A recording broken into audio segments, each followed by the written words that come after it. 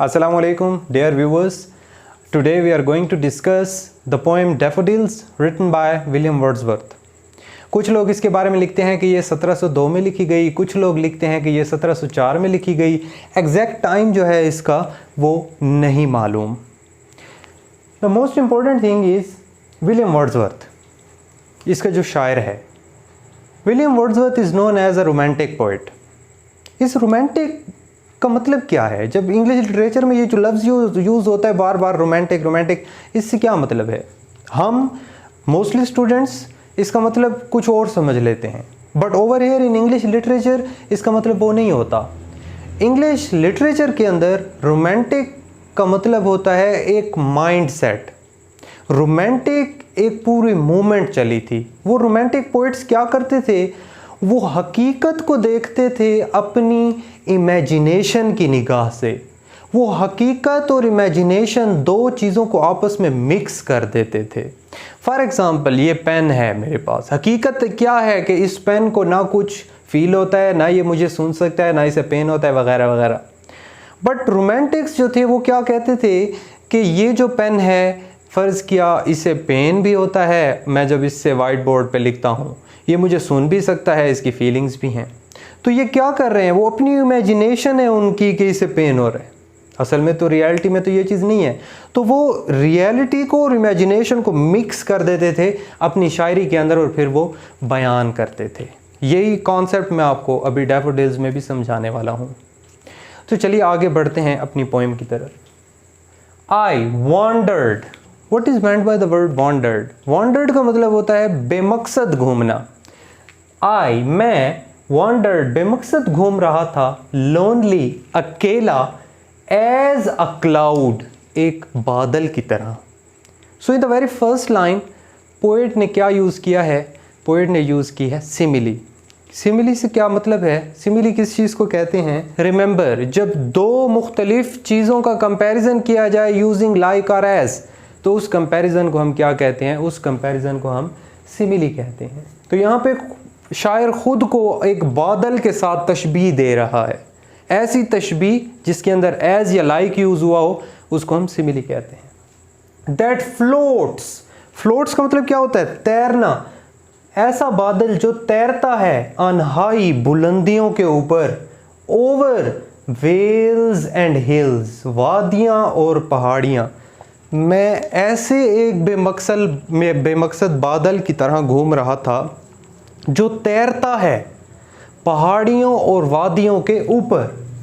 When all at once, जब अचानक से, I saw मैंने देखा, a crowd एक हजूम, a host। ये जो होस्ट लफ्ज़ है ये ओल्ड इंग्लिश में यूज़ होता था फौज के लिए। a host एक बहुत बड़ी फौज।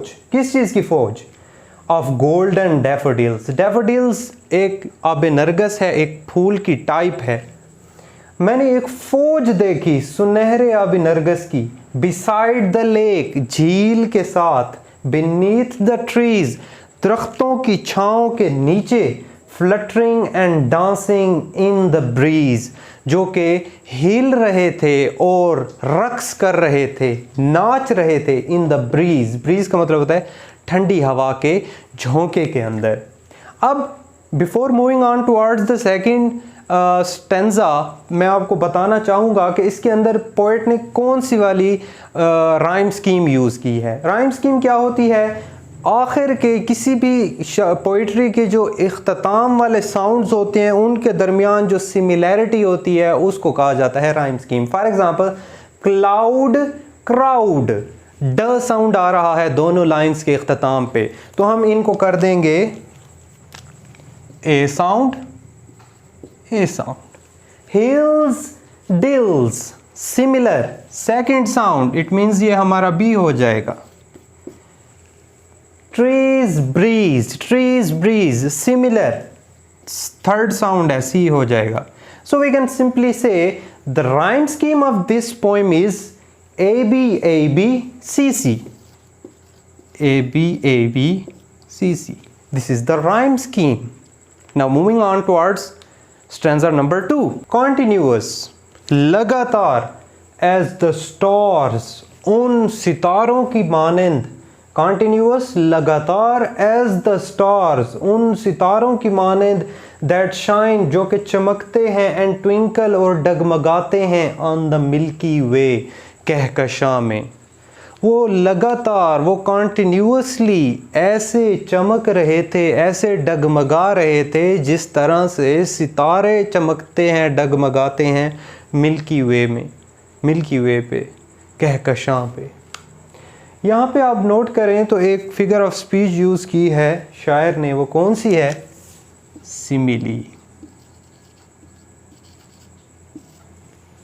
क्यों? The poet over here is trying to compare stars with the daffodils. यहाँ पे जो शायर है वो सितारों का और फूलों का आपस में कंपैरिजन कर रहा है, इसीलिए यहाँ पे उसने सिमिली यूज़ की है, क्योंकि उसने इन दोनों का जो कंपैरिजन है इसके अंदर एज यूज़ किया है। दे स्ट्रेच्ड, स्ट्रेच्ड मीन्स वो फैले हुए हैं, दे स्ट्रेच्ड वो फैले हुए हैं, इन नेवर एंडिंग लाइन वो फैले हुए हैं कभी ना ख़त्म होने वाली कतार के अंदर। Over here the poet has used another figure of speech. यही फिगर ऑफ स्पीच होते हैं जो किसी शायरी को बहुत ज़्यादा खूबसूरत बनाते हैं, हमारे लिए उसको पढ़ने के अंदर लुत्फ़ आता है हमें। क्यों? इन पोएटिक डिवाइसेस की वजह से। यहाँ पे जो पोएटिक डिवाइस यूज़ किया है शायर ने वो है हाइपरबोले। हाइपरबोले मैं ऑलरेडी अपने शॉर्ट्स के अंदर डिफ़ाइन कर चुका हूँ। ये एक ऐसा डिवाइस है जो कि शायर यूज़ करते हैं, इसके अंदर शायर बहुत बढ़ा चढ़ा के बयान करता है, वो कभी ना ख़त्म होने वाली कतार में फैले हुए हैं। क्या ऐसा हो सकता है कि कोई ऐसी कतार हो जो कभी ना ख़त्म होने वाली हो? No. Along the margin of a bay, margin किनारे, along the margin of a bay, bay कहते हैं खलीज को, खलीज कहते हैं ऐसी जगह को जिसकी तीन अतराफ पे जो है वो सरफेस हो और एक तरफ जो है वो पानी हो। अब जिस तरह से ये देखें, ये फ़र्ज़ किया यहाँ पे ये सारा समंदर है, तो ये एक तरफ इसके पानी है, इस तरफ भी सरफेस है, इस तरफ भी सरफेस है, इस तरफ भी सरफेस है। दिस इज़ कॉल्ड खलीज, इसको बे कहते हैं। 10,000 10,000 saw I देखे मैंने, एट अ ग्लांस एक नज़र के अंदर। अगेन शायर कोई पोएटिक डिवाइस यूज़ कर रहा है मेरे भाइयों। कौन सी है वो डिवाइस? वो डिवाइस है हाइपरबोले। फिर वो एग्जेजरेट कर रहा है बात को। 10,000 एक निगाह के अंदर, चलो अगर उसने देख भी लिए तो क्या गिन भी लिए थे उसने? नहीं। He is just trying to exaggerate, he is just trying to convey his feelings. वो अपने अंदर के जो एहसासात हैं उनको बयान करने के लिए बहुत बड़ी बड़ी बातें कर रहा है। Tossing their heads, tossing their heads अपने सर हिला रहे हैं। In sprightly dance, sprightly means खुशी से, डांस मीन्स रक्स। इन स्प्राइटली डांस वो अपने सर हिला रहे हैं खुशी से रक्स करते हुए। Now moving on towards stanza number 3। The waves beside them danced but they, the waves वो लहरें पानी की, बिसाइड देम उनके साथ ही, डांस्ड वो भी रक्स कर रही थीं। वो लहरें जो वहाँ पे थीं उनके साथ वो भी रक्स कर रही थीं। बट दे, लेकिन वो, आउटडिड हरा दिया उन्होंने, आउटडिड पीछे छोड़ दिया उन्होंने, द स्पार्कलिंग वेव्स चमकती हुई लहरों को, इन ग्ली खुशी के अंदर। ठीक है, वो लहरें भी रक्स कर रही थीं, लेकिन वो जो डैफोडिल्स थे ना, उन्होंने लहरों को भी पीछे छोड़ दिया, उन्होंने लहरों को भी खुशी के अंदर हरा दिया। A poet could not but be gay, एक शायर खुश हुए बिना नहीं रह सकता। गे मीन्स खुश। इन सच अ जोकंड कंपनी, ऐसी खुशबाश महफिल के अंदर। जोकंड कंपनी मीन्स ऐसी खुशबाश, ऐसी ज़बरदस्त, ऐसी दिलचस्प महफिल के अंदर एक शायर खुश हुए बिना नहीं रह सकता। आई गेज्ड, फिर यहाँ पे आप देख रहे हैं हाइफन, एंड गेज्ड, इसका मतलब क्या है? आई गेज्ड, फिर जैसे शायर ने एक पॉज लिया हो, स्टॉप किया हो। एंड गेज्ड, एज इफ शायर कुछ सोच रहा है। But little thought, I gazed मैं घूरता रहा, एंड गेज्ड, और घूरता रहा, और मेरे जहन में ख्याल आया, what wealth the show to me had brought, ये नज़ारा कितनी ज़बरदस्त दौलत लाया है। रोमांटिक्स के लिए यही दौलत है। मैंने आपको शुरू में बताया, वो इमेजिनेशन को रियलिटी को मिक्स कर देते हैं। किस तरह से? रियलिटी के अंदर हवा चल रही थी, फूल हिल रहे थे, लेकिन एक रोमांटिक शायर के मुताबिक वो जस्ट हवा के झोंकों में हिल नहीं रहे थे, वो हवा के झोंकों के अंदर रक्स कर रहे थे, वो खुशी महसूस कर रहे थे, खुशी मना रहे थे। वो जस्ट हवा के झोंकों से हिल नहीं रहे थे, वो हवा के झोंकों के अंदर खुशी से रक्स कर रहे थे। This is the difference between a common man and a romantic poet. वो अपनी इमेजिनेशन को रियलिटी के साथ ऐसे मिक्स करके इतनी मज़े की चटनी बना के पेश करते हैं हमारे सामने कि हम पढ़ के दंग रह जाते हैं, हम पढ़ के उसको फील नहीं कर पाते, हम उसके अंदर जो एक एस्थेटिक प्लेजर है वो हमारे अंदर, हमारी रगों में नहीं समा सकता। बट स्टिल हम उनको समझने की कोशिश करें तो उनके अंदर एक अपना मज़ा है, एक अपना लुत्फ़ है उन लाइनों के अंदर।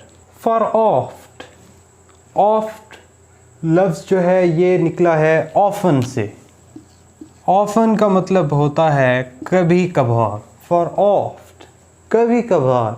व्हेन ऑन माई काउच, जब मैं अपने बिस्तर के ऊपर आई लाई, लेटता हूँ। इन वैकेंट, जब मैं कुछ नहीं सोच रहा होता। और इन पेंसिव मूड, या मैं किसी बहुत ज़्यादा सोचों के अंदर गुम होता हूँ। दे फ्लैश, वो असरअंदाज होते हैं। अपॉन दैट इनवर्ड आई, मेरे अंदर की निगाह के ऊपर। जब मैं तन्हाई में होता हूँ, जब मैं कुछ सोच रहा होता हूँ, तो वो जो सारी जो फीलिंग्स, नज़ारे हैं, वो मेरे अंदर की निगाह के ऊपर असरअंदाज हो रहे होते हैं। Which is the bliss of solitude. Bliss means करम नवाजी। Bliss of solitude, solitude means तन्हाई, जो कि करम नवाजी है किस चीज़ की? तन्हाई की। जब मैं तन्हा होता हूँ, जब मैं सोचों में गुम होता हूँ, तो फिर वो जो नज़ारे हैं वो मेरे अंदर की निगाह के ऊपर असरअंदाज हो रहे होते हैं। एंड देन, और फिर माई हार्ट, मेरा जो दिल है, विद प्लेजर फिल्स, खुशी से भर जाता है। And dances with the daffodils, और फिर मेरा दिल उन डैफोडिल्स के साथ रक्स करने लगता है। इन वर्ड्स की एसेंस को, इसकी जो रूह है, उसको फील करने की कोशिश करें। शायर ने इतने ज़बरदस्त अल्फाज का इंतखाब किया है, ऐसे ऐसे अल्फाज का इंतखाब किया है जैसे कोई सुनार कोई बहुत कीमती कीमती मोतियों का इंतखाब करके कोई एक गले का हार बनाता है। इसी तरह से पोएट ने एक बहुत ही खूबसूरत, बहुत ही ज़बरदस्त किस्म की पोएम जो है वो प्रेजेंट की है। अगर आप इसकी एसेंस को, इसके जो वर्ड्स हैं, उनका जो यूजेज है, उनकी जो मिठास है, वो अपनी रूह के अंदर उतारने की कोशिश करें, तो I am sure that you will entertain yourself, you will enjoy yourself a lot while reading this poem. Do like, subscribe and share so that I can make further videos. Thank you so much.